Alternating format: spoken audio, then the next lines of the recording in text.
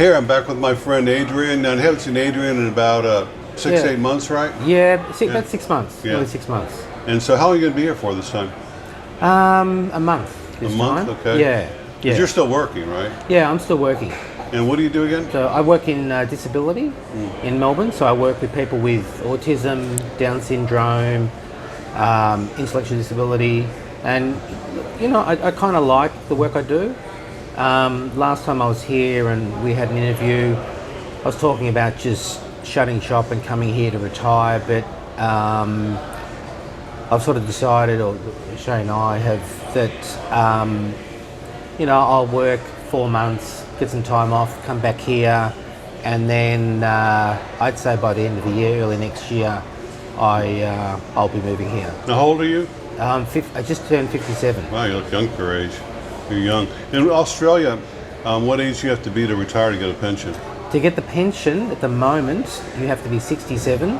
Wow. So if I was to wait for the pension in 10 years, I can guarantee you by then it will be 70. Because it's crept up and crept up and crept up. Right. So I don't plan at all on working for the man for another 10 years. Well, some guys that are from Australia that I've met, they've had to go back to Australia and live there for like 2 years. They weren't allowed to draw their pension if they weren't living in Australia. That sounds unfair. And you're punished as well once you get the pension. I mean, if I was to live here, for example, and then the pension kicks in, I'd literally have to go back to Australia for 2 years. I could have a wife and children here and everything else, but that's the rules. So it's pretty draconian. Now, you've got a girlfriend here. You guys been together for how long? Well, we met online at the beginning of 2020, at the start of the lockdown. A while ago, yeah. And I actually met her on Facebook, and I just sent her a message, and I was surprised. She replied back, and then I replied back, and then it just kept getting stronger and stronger, and so we got to like a year into it. We didn't know if COVID was going to lift or when it was going to lift, and so it didn't deter us. And then finally, it lifted, and then eventually I got to come out here and be with her, and it's the best decision I made. And the funny thing too, at the time I wasn't really looking for a girlfriend. Same with me when I came out. I thought my dating life was over. I really did. Yeah. I was okay with that. I was totally okay with that when I came here. Yeah, and but even before I came, I was happy. I was working quite a lot. I was one of the more fortunate people in that COVID destroyed a lot of people's lives. It sure did. COVID destroyed people's bank accounts, their businesses, everything. Whereas because of the job I work in, I was considered an essential worker. Right. I had so much work I could do. I was doing, 50 hours a week at least, and I was still working on my own. We always work in pairs. There was still shifts that weren't filled. So I thought, that I can't go anywhere. I may as well make honey while I can. And so I did that, and I saved up, and then, so I came out here, I met my girlfriend Shay, and then I went back, and I've just come back for a second time. On another subject, during COVID, the height of COVID in Australia, they were pretty strict there on a lot of things, very strict with what you could and couldn't do. When you're working with special needs people, was it difficult to get them to wear a mask, or for them to understand why they all of a sudden they had to put a mask on and wear it all day long? Yeah. I would think that would be stressful and would upset them. Absolutely, and look, Melbourne was the most locked down city in the world at the time as well. So we were allowed out for 1 hour. Oh, wow. And it's if like prison. And if you were allowed out, it was only for 3 valid reasons, like to go to the doctor, if you're an essential worker, and a third one I can't recall. But for a lot of the people we look after with disabilities, I mean, I was fortunate that I work with people who are very independent. They understood, they didn't like it, and they had to wear masks. Staff all wore masks the whole time. We had a couple of COVID outbreaks in some of the residentials I work in. So then we'd have to PP up,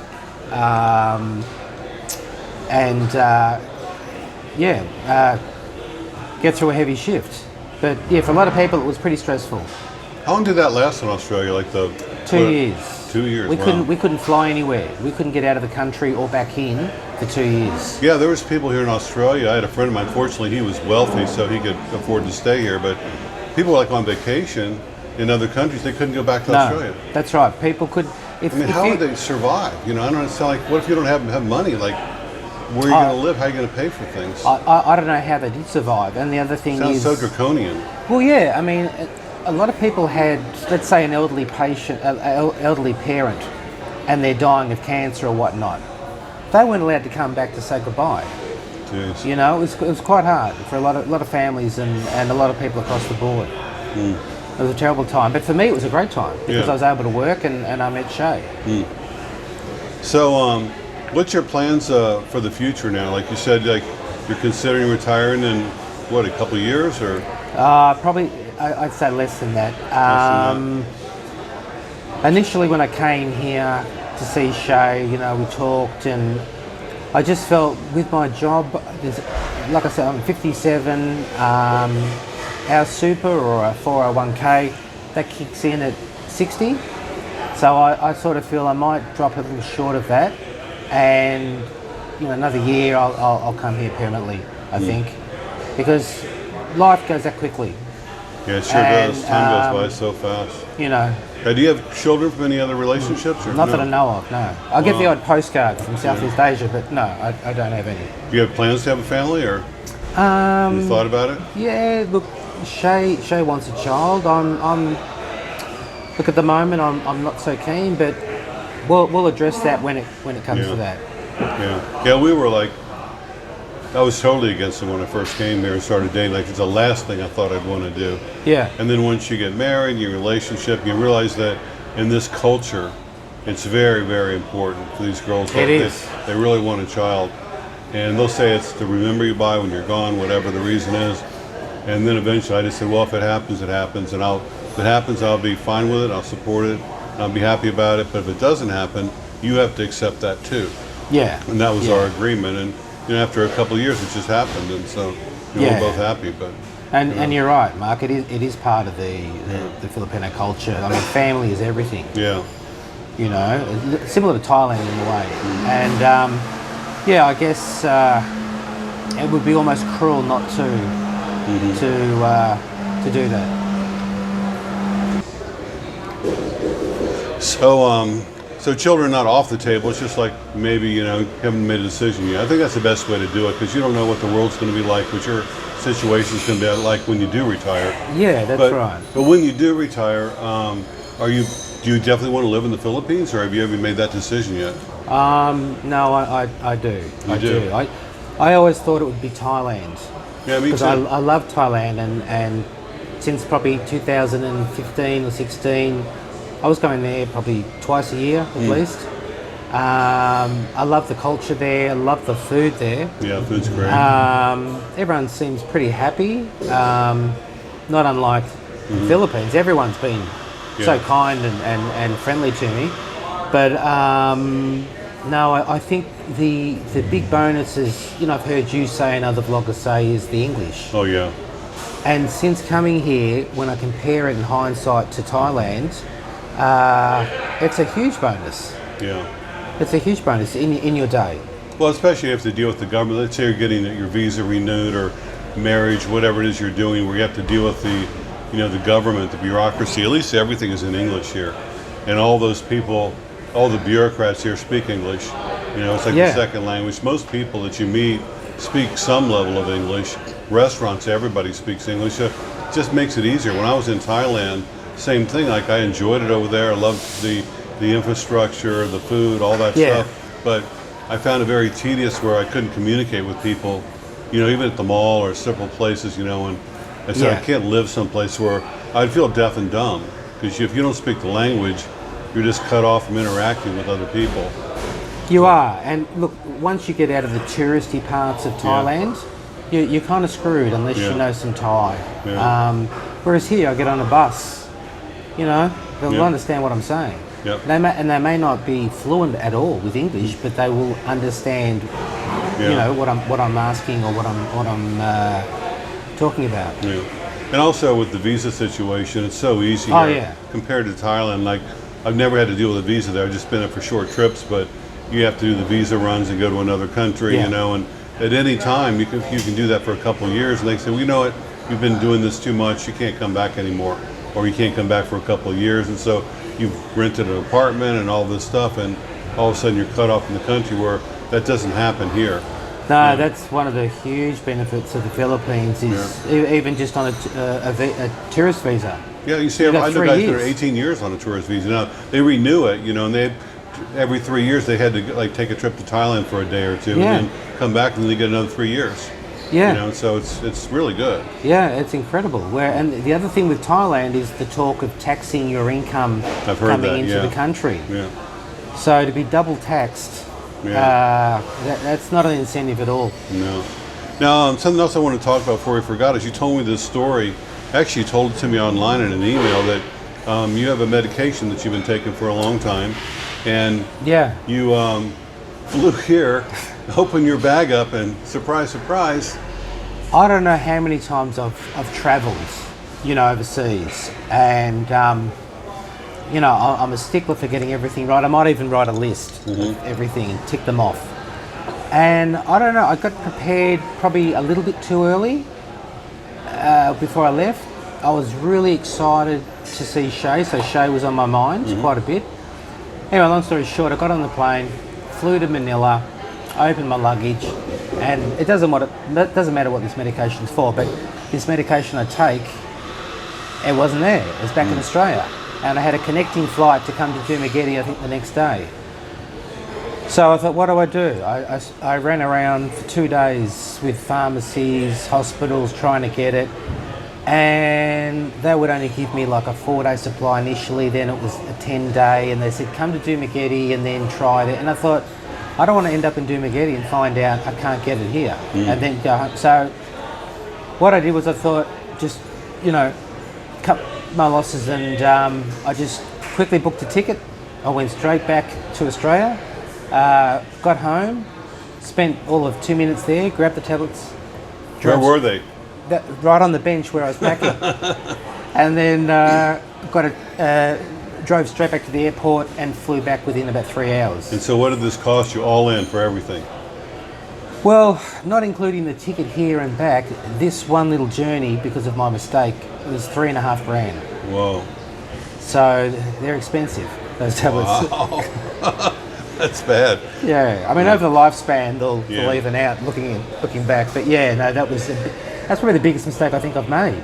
Yeah. You know, I've never been robbed anywhere. I've had great luck my whole life travelling, but you know, I looked at the big picture. I thought, hey, I could have been hit by a bus. I could have fallen off a bike. I could, you know, in the grand scheme. You have to be a stoic about these things. You've got to be and- stoic. You yeah. have to be philosophical Yeah. about You it. can say, like, you know, I can't control what happens to me, but I can't control how I react to it. That's And so right. Instead of getting all angry and frustrated, you say, okay, this is what I got to do. Hop on a plane and just bite the bullet, do it, get it, come back, and Yeah. problem solved. Yeah, You know. exactly. But I had to ask you earlier though, because you said something that this medication is available really cheap in Thailand. Did it never cross your mind to hop on a plane and go to Thailand and buy some there? Or? Well, all of these things, I was juggling up in my mind. Yeah. But I knew the one certainty was, I know if I go home, I can grab them and come Yeah, back. that's a sure thing. And I need to do it in the quickest way I Yeah. possibly can. So it just made more sense to go home, come straight back. I mean, I think I spent 5 hours in Australia, Wow. you know, and then I was back on the plane again to come back here. So look, it was a costly mistake, but You know, those the things great happen. thing is, Yeah. but the thing too, once I got back here, I put it behind me. Yeah, you have to. And Don't dwell on then, it. Yeah. you know, it cut my holiday short by probably 4 days or something, but so what? Now, when you retire here, do you have concerns or plans about healthcare, like what you're going to do? 'Cause Yeah, that's something I have to look at. Definitely. Have you have to ever had look any at. kind of issues? Like with me, I had like quadruple bypass surgery and No. so nothing like that. No. Look, I'm lucky. You know, every year I get the full check over with my, you know, with blood work for my my ticker, everything. So I don't have any problems. So touch wood, I'm fine. So yeah, health insurance is definitely something I think is a good investment, especially at my age, 57, because things, that's just the way life is, you know? I was fine at 57 too. Yeah. All my stuff started happening in the 60s, but Well, I when I was in Thailand, I followed a vlogger called Kevin Thailand, and he was quite a very popular vlogger in Thailand, and he said at 60 he's going to get health insurance, and at 58 or 59 he got cancer. oh no. So that was quite tragic. But the thing is, he had to pay for everything out of pocket, whereas if he had insurance, everything would have been covered. And sadly, he didn't last long. He probably lasted 2 years. But the point is, all that money, it would have been in his will to give to his loved ones, his family, etc. So, yeah, I just think it's, as you get older, it might be more Well, how expensive. does it work with Australia? Like if you come here and retire here, do you have this? I don't know how Australia works. Do you have like national health care over there? Like Yeah, we do. We're a little bit like the UK. We have Medicare. Right. And so with Medicare, any health needs you have. So like Medicare, you any health needs you have. So say you were here for 2 or 3 years living here, retiring here, and all of a sudden you had cancer or needed a hip replacement. Could you still go back to Australia and be treated? Look, that's something. That's a good question. I'd have to look that up if we're talking 2 3 years. But either way, look, with Medicare, it would cover any health need. You may have to wait longer, Yeah. but no, it's pretty much free. Well, that's good. You always got that in your back pocket. It's not that big a trip, to go No. back there. And usually when things happen with older guys, it's not all of a sudden. It's like you start having symptoms and you diagnose, and so Yeah. you got plenty of time to get on a plane and go back to your home country. Yeah, and be you'll have treated. warning signs. Yeah. That's right. But I meet guys all the time and hear about guys all the time that come down with something and they put it off and they put it off and they put it off. Next thing you know, they're incapacitated and they can't travel, period. No. And they're stuck here and they can't get home to get that free treatment. And they end up dying, usually. Yeah. Almost every time they die. Yeah, and they're often at a point where they're not in a position to travel. Yeah. You Yeah, know, that's exactly what so- happens. They literally can't travel. They're incapacitated. Like people that have strokes are the worst. Yeah, yeah. Because they can't communicate. So I would still have, apart from insurance, I'd still have an annual checkup Yeah, yeah. just to make sure all the boxes are ticked with my health. Well, you're still a young man, so say you retire and come over here. Do you have any thoughts about, even if you're financially secure, of doing something to make a little extra money or a side gig or something to keep you busy? Or Yeah, look, I mean, there's things in my mind I'd like to do already, like, health is one. So, and the price of a gym membership here is oh yeah, cheap. crazy yeah. cheap. In Bayawan, which is where my partner lives, it's 30 pesos a workout. That's Wow. that's 60. less than $1 Aussie, an Aussie Yeah. dollar, not Yeah, US. less than $1. Less than $1. So, yeah, and look, we spoke earlier about teaching English or something online. So, I mean, Shay's got her channel. So that's starting to build up. And for myself, I think more so to keep myself mentally stimulated. Yeah. Although I doubt that'd be a problem with the amount of people you just keep meeting all the time. Well, that's true too, because most of the guys I know, they're like friendly guys. You meet so many people, and next thing you know, you got a schedule full of events. Like this person's got a barbecue, this person's got a birthday party, whatever. And you're constantly being invited to do things with other people, which keeps you busy and fills your life with Yeah. entertainment and stuff. Yeah. We're constantly going to places to meet people. Yeah, well, I don't live here now, and I've got a wedding to go to on Wednesday. So, there's always something. What does your family back home think about you someday living in the Philippines? Have you even discussed that with them? They know that it's on your mind that you might live here? Yeah, they just say go. Yeah. They just get out of here. I've got a mother she's 89, but she is incredibly fit. She could walk those steps, no problems. Yeah, same with my mother too. She comes from the Depression era. She's amazing, and I've got a sister too. So no, they're more than happy. But doesn't that make you think too, like hereditary and stuff? You got a mother who's fit at 89. You say, well, if I'm the same as my mother, when you're 89, that means you could literally have a child 2 years from now and see them go through high school, graduate from college, and get married, and Yeah. still be fit and fine. You know. Yeah, So it's like it's a possibility. sometimes you think you're too old for things, but if you do the math, you're really not. Yeah. You know, if you live as long as your family does, and there's no guarantees in life anyway. You know, a lot of young, healthy guys die from different things. So Oh, absolutely. There's no guarantee. And that's a really good point because, you know, I just look at the news on the internet or whatever, and it's this person died at 32, this person died at 40, Yeah. and if it could be just celebrities Yeah. to give reference to people. And you think, how many are dying by the age of 50? Yeah. You know, like in Australia, Shane Warne, the cricketer, Mm-hmm. he was a huge name.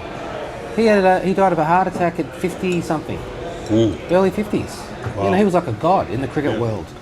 So there's been a few wake-up calls like that that make me think, no, if you want to do something, do it, because tomorrow's not a given. Yeah, not a given. Tomorrow is not promised. So be great. I'm not religious at all, but I do kind of practice just in my mind a little bit of gratitude. I'm exactly the same way. You know, I didn't stress out over having to go back to Australia to get this medication. I just thought, well, Adrian, you could have been hit by a bus, Yeah. and you might be going back in a body bag. Yeah. You have to be stoic, you have to be philosophical. Yeah, you think about it, if like you'd had, say, you were diagnosed with pancreatic cancer, how you'd feel with that, or you left your medication, you had to go back. If you had a choice, What of the would you two, pick? You'd be laughing about it. Oh, it's no big deal. It's a no-brainer. Yeah. Exactly. So it's all the perspective that you put It in. is. And stressing about something never helps anyone. No. It's harder to deal with if you stress out. If you just stay Yeah, calm. yeah. You can't make decisions when you're like that. So I'm a pretty laid-back kind of guy in general, and and the thing with Shay and I, she's similar. She's like a child in a way in terms of her personality. You know, we joke around, and we have more fun. She's like my best friend. That's the way it should be. That's great. We have more fun than. Same with my wife too. Same thing. Yeah, and it makes me younger. And there's no drama. That's what I love about Nothing, my relationship. nothing. No drama. No, nothing she does upsets me or gets on my nerves. None of that. And we're together 24/7. We joked about this morning before I came here, and I can't remember. I put something out, and Shay nearly tripped over it. And I thought, gee, if I did that in Australia, that'd be a capital punishment Yeah. by a wife or a girlfriend. And she just jokes about it. We haven't had one argument. We talk a lot. We communicate a lot. I just feel really lucky. I do. Well, when you were single back in Australia, did you do any dating then? And like, I gave up about by the age of 49, 50. I'd given up. really? I thought, no, just focus on your work and retirement. You know, and for me back then that was going to be Thailand. Yeah. But Why did you give up? I mean, what was it the women, the way they treated you, or just? It was just, it was culture? this whole kind of woke culture Yeah. that we're experiencing now. Like with Shay, I don't get, oh, you forgot to wash the dishes. It's a different dynamic altogether being with a Filipino. Someone told me that dating in the West, like America, Australia, England, wherever, that you go on the first date, it's like a paid job interview. Like you're paying to go on a job interview because they want to check out your finances and all this stuff about you, and very picky. Where I think in the Philippines, it's almost going back to like the 1940s or 50s in a relationship where the women just assume that they have their role in the household and you have your role in the household, and we never even discussed it, my wife and I. It's just like she takes care of like the house and all that stuff, and I bring in the money and we make decisions. I usually make the final decision, but she has plenty to say about it. Sometimes she changes my mind, but it's like you're head of the household, and it all just seems to work beautifully, you know. Absolutely. There's no drama about it, but That's right, and like you said, I mean, and this is just my experience, but the whole dating thing. It's all online now. yeah, which is a good thing, I think. It's Okay, wonderful. I went from a teenager right up till then. I had never had a problem meeting a girlfriend, Yeah. or having a girlfriend, but the thing is, it was always at a party or a gathering or even work. Yeah, or you've got the guts to just walk up to the girl you saw at the coffee shop. Yeah, exactly. Yeah. Whereas today, if I did that, I'd be slapped with a lawsuit. Yeah. for harassment, Yeah. or I'd be sacked. Or, Yeah, at work, I used to meet a lot of people at work because I worked in theater, I worked on ships, and it was totally fine. A lot of these women, say the Eastern European women I used to date, they make you work for it. So they act like they don't like you at all. And so you got to ask them out like 4 or 5 times and keep complimenting. And then finally, after like a week or two, they'll agree to go out with you. But if you did that now, you could get sexual harassment. I told him I don't want to go with him, and he keeps asking me. Okay, he gets fired. Yeah. You can't do the courting anymore. Yeah. Women like to be pursued, and you can't do that. That's what it is too, Mark. It's courting. Yeah. It's that old traditional courting. Yeah. You see it in the movies where a guy will ask a girl out and he's persistent, and in the end she falls in love with him. Yeah. And it's almost like courting's against the law in America. Absolutely. And it's the time and the energy and the effort I was no longer prepared to put into, and I would rather be at work and get paid. Yeah. Than have to go out on all these dating sites and do I click their criterion? It was so one way. I just wasn't interested. I just didn't. It's like I didn't have the energy. Yeah. Well, don't you think that now that you're in a serious relationship, doesn't it remove like the stress to your life, or it adds a whole nother dimension to your happiness that you can focus on so many other things because that's sorted. That you've got that relationship, you're happy, it's all good, even though you're going back and forth, you've got this great relationship, and it just adds a whole nother dimension to your life and to your joy of living. Spot on. And Mark, in fairness and gratitude to Shay, during COVID and then even after, our work situation, we had a horrible boss who is now gone, and we had a couple of staff that were terrible, they've gone. Shay kind of got me through that whole period because we would, in the morning, first thing it'd be good morning, miss you, etc. And before I go to sleep, it'd be the same. We always touch base twice a day, every day. And that was something I was really grateful for, and that was something that made me really happy. Yeah. That gave my day a little bit of a kick. And, being with her is great, but when I'm not with her, it's not great, but it's nice to know she's there. Right. And it's been, like I said, nearly 4 years. Wow. And I trust her implicitly. And I'm someone who does not trust. But I trust her 150%. Well, we're almost done here. New question I've decided to start asking everybody. In your life, tell me like the most interesting story that's ever happened to you, like something really cool or really interesting that in your life, like your favorite story to tell at Thanksgiving or friends or whatever, you meet somebody, like everybody's telling their story, like what's your good story? You got to have something happen that was cool or interesting. I have a couple of good stories. I don't know if they're legal. I don't know if I should bring them up, but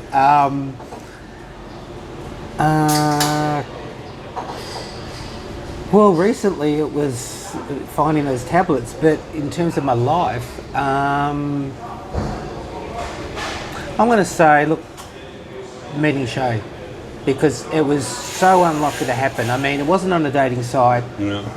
I just saw her photo. I thought she was incredibly beautiful, and I sent her one message 4 years ago, and today she's sitting 10 feet away, and we're together. Wow. So,